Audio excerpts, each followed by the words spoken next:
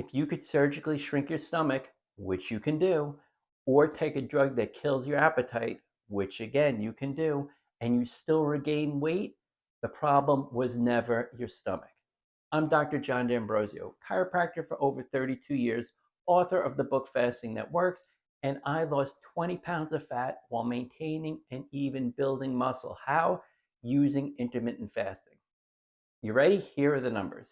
50% of gastric bypass patients regain weight within 2 years. 86% regain more than 10% of their lost weight within 5 years. Weight loss drugs like Ozempic and Wegovy, patients regain two-thirds of their lost weight within 1 year after stopping. And they regain it, you ready? 4 times faster than people who lost weight through other methods. So what the heck is going on? Why do people lose 100 pounds and then gain it back? Here it is. Because surgery changes your stomach, drugs suppress your appetite, but neither one changes why you were overeating in the first place. Most people are not overeating because they are physically hungry. They are overeating because food is how they cope with stress. Stress at work, a fight with your spouse. What do? You eat. Bored at night? You eat. Anxious about money? You eat. Food becomes a tool you use to regulate emotions. And it's not that it is a stomach problem. This is a psychology problem. Research shows that emotional eating is tied to maladaptive coping. And these strategies that you use are just food. So people use food to manage negative emotions, stress, sadness, loneliness, anger, fear, and it works short term. Eating feels very good in the moment. It does. It releases dopamine. It distracts you from what you're feeling. But does it solve the problem? No. The underlying issue is still there. So then the cycle repeats and repeats. So let's imagine you get gastric bypass. Your stomach is the size of an egg. You physically cannot eat large amounts of food with an egg-sized stomach. For a while that works. You lose weight, you feel great, but the emotional trigger, it is still there. You still get stressed, you still feel lonely, you still have bad days, and food is still your coping mechanism. You haven't fixed that. So you start finding ways around the surgery. You eat more frequently. You eat more calorie dense food like ice cream and chips. The stomach starts to expand. Your stomach is smaller, but now it's getting bigger. Your relationship with food has not changed. Same thing with weight loss drugs. Ozempic, Wegovy, they suppress appetite. You feel full faster. You eat less, you lose weight. But what happens? The moment you stop the drug, your appetite comes back, and so do all the emotional eating patterns that went with it. Because the drug, again, did not teach you how to cope with stress without food. It just removed hunger for a little while. That is why, you ready for this fact? People regain weight so fast after stopping the drug because the drug was doing all the work. And when it's gone, you are back where you started. So, what's the solution? You have to address the root cause. Why are you overeating? For some people, quite honestly, that means therapy, and that's okay. Working with a counselor to develop healthier coping mechanisms, healthier coping strategies. For others, it means building new habits.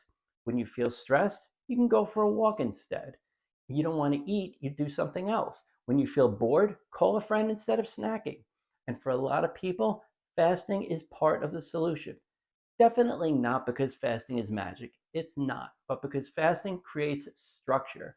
And when you have a defined eating window, you can no longer eat whenever you feel something. So let's take, for example, if you only eat between 12 and 8 and you get stressed at 10, you have those hard stops. You can't use food to cope in that moment. So you have to sit with that emotion. You have to find another way to deal with it. And at first, yes, that is going to feel super uncomfortable. But over time, you learn that emotions pass. You don't need food to manage them. Fasting also, this is good, helps you distinguish between physical hunger and emotional hunger. Physical hunger, it'll build slowly. It's a biological signal that your body needs fuel. Contrast that to emotional hunger. That hits, boom, suddenly. It's urgent, it's specific. You want cookies or pizza. You don't want chicken and broccoli. When you fast regularly, you start noticing the difference.